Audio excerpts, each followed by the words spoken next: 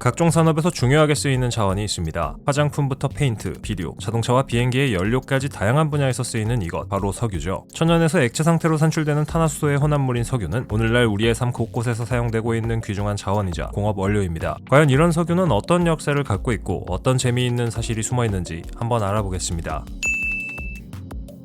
석유는 천연자원이고 자연에서 탄생했다고 알려져 있습니다. 다만 어떻게 탄생했는지에 대해서는 의견이 분분한데, 지질시대의 동식물 혹은 공룡이 퇴적해 지압과 지열로 인해 변화했다는 의견이 지배적이라고 하죠. 지질시대 생물의 죽은 몸이나 흔적을 화석이라고 하는데, 이게 시간이 지나면서 우리가 사용할 수 있는 화석연료가 되는 겁니다. 석유는 이미 기원전 2000년경부터 동서양을 막론하고 사람들에 의해 각종 용도로 사용되기 시작했죠. 하지만 지금처럼 본격적으로 자원이 사용된 건 지극히 최근인 19세기의 일입니다. 20세기부터는 내연기관의 보급으로 석유 수요가 급격하게 증가했고, 현재에는 기술 발달로 석유를 다양한 방식으로 이용할 수 있게 되었죠.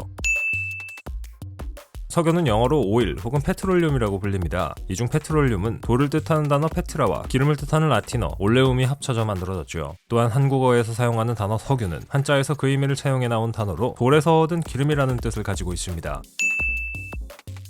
우리의 일상생활에서 석유는 다양하게 쓰입니다. 내연기관의 연료, 가정용 난방 같은 목적 이외에도 화장품이나 데일밴드, 플라스틱 제품 같은 걸 만드는 데도 사용됩니다. 우리가 석유를 이렇게 다양하게 사용하기 위해서는 정제 과정을 거쳐야 하는데요. 처음 지하에서 추출해낸 석유를 우리는 원유, 즉 크루드 오일이라고 부릅니다. 이 원유에서 몇몇 물질을 분리해내고 첨가하는 과정을 거쳐 가솔린이나 등유, 중유, 바셀린, 그리고 아스팔트 등으로 구분하고 각각의 부산물을 용도에 맞게 가공해 우리에게 오게 되는 것이죠.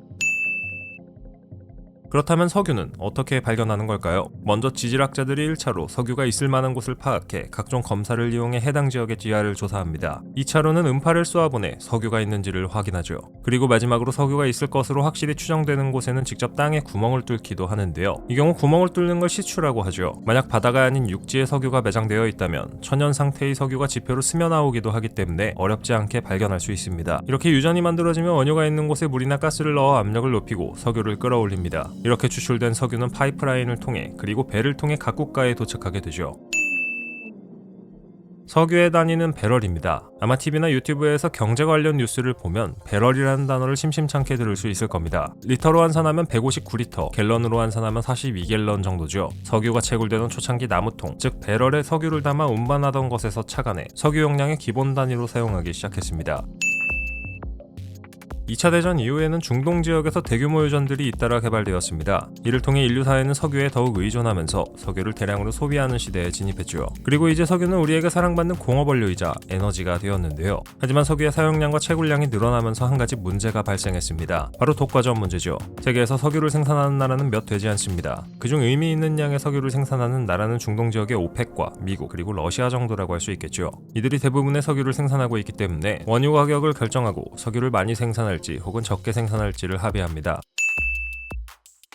국제 경제에서 원유 가격은 하나의 지표로 사용되고 있습니다. 국제 원유 시장의 거래 기준이 되는 건 크게 3대 유종인데, 미국의 WTI 혹은 텍사스유, 영국의 브렌트유, 그리고 아랍에미리트의 두바이유입니다. 이들 원유가 가격 기준이 된 이유는 생산량과 거래량이 많아 가격이 투명하게 결정되기 때문이죠. 이 중 두바이유는 상대적으로 품질이 낮아 WTI나 브렌트유보다 가격이 저렴한 편입니다.